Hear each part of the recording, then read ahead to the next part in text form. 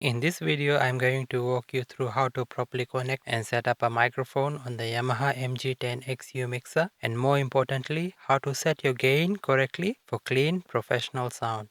So why do we need to adjust gain? Gain adjustment is mostly important for microphone inputs because it amplifies the incoming signal. A microphone is a transducer that converts sound vibrations into electrical signals, but these signals are extremely weak, typically in the range of 0.001 to 0.01 volts.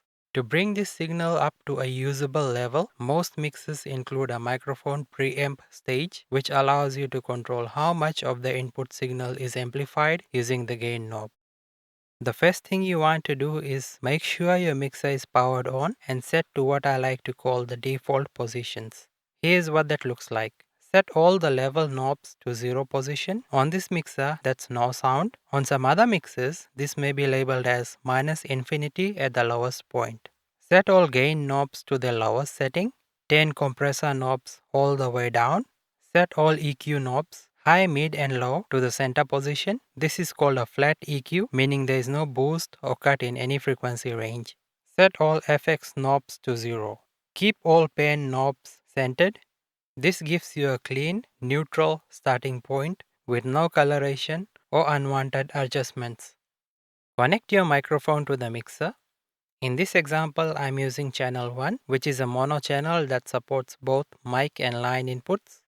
Whichever channel you choose, make sure it is capable of accepting a microphone level signal. Next, set the main stereo level knob to the 3 o'clock position. You'll notice a small arrow there. This indicates unity gain or 0 decibels. Do the same for channel 1 level knob. Set it to the 3 o'clock position as well. This is the 0 dB or the unity position of the knob. It means that it is not cutting or boosting the signal that goes to the main mix. This ensures your signal flow is balanced and predictable throughout the mixer. Before adjusting gain, go ahead and turn on the high pass filter. On this mixer, it cuts frequencies below 80 Hz. This helps remove low-end rumble, handling noise, and unwanted background vibrations. For vocals, these low frequencies aren't needed, so this step helps clean up your sound right away. Now speak normally into the microphone. Slowly increase the gain knob from its lowest position until you hear clear sound coming from your speakers and the signal is strong but not distorted. While doing this, keep an eye on the level meters. Avoid going into the clipping or the red zone and aim for the signal to just touch 0 dB occasionally. In most cases, this will put your gain somewhere between 9 o'clock and 12 o'clock position. A few important things to consider here. Number 1. Why do we set the level knob at 0 dB, which refers to unity gain in signal? The reason is that these knobs operate on a logarithmic scale, not linear, so around 0 dB adjustments are smooth and controlled, but if you go away from 0 dB, small knob movements can cause large volume changes. So by keeping your levels at unity, you get fine control over your sound, you avoid sudden jumps in volume, and you maintain a more stable and predictable mix. Number 2.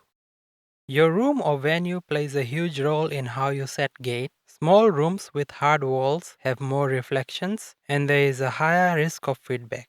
On the other hand, outdoor or open spaces means less reflection and you can set higher gain. Personally, I would like to keep the input gain as low as possible while still making sure that the audience can hear vocals clearly. This gives you maximum clarity while minimizing feedback issues. Setting the gain too high makes the microphone extremely sensitive, and in some cases, it can even start producing feedback without you speaking into it. If you look closely at the gain scale, the lowest setting is plus 20 dB or minus 6 dB when the paired switch is engaged.